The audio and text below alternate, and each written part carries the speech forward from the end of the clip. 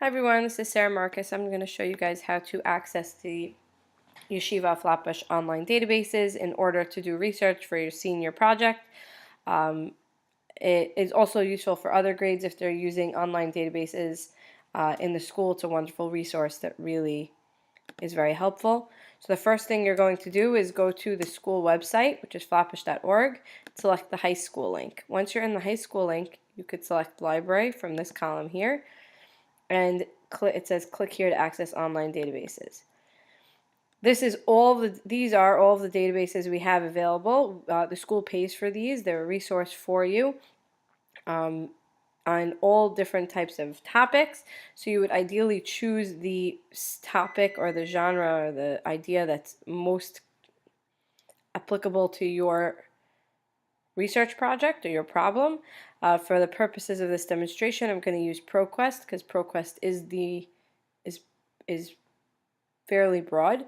Once I click this, it will ask you to log in, but I have already logged in, so it's going to take me right into the site.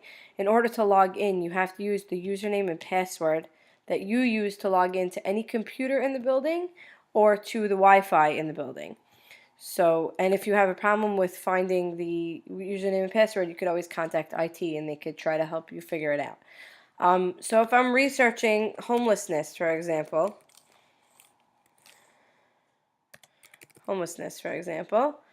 I could select about homelessness, and then I want full texts as opposed to just an abstract. Abstracts are usually just a short summary of the paper, and I'd rather read the full paper so I know exactly what I'm getting myself into. And I also select peer-reviewed. A peer-reviewed paper is something that has been published in a scholarly journal that is reviewed by other experts in the field, so it's even more reliable than something that is not peer-reviewed. So if I find an article, and I'm going to choose this one for the sake of argument, I click on the link, it should open up the article. So again, here's just the abstract. If I wasn't sure if I wanted to use this article, I could look at this abstract and decide if this falls into what I'm trying to research. And then I have here the full text. And I could also access the full text as a PDF. And second, it's loading. And I could kind of read it and analyze it from here.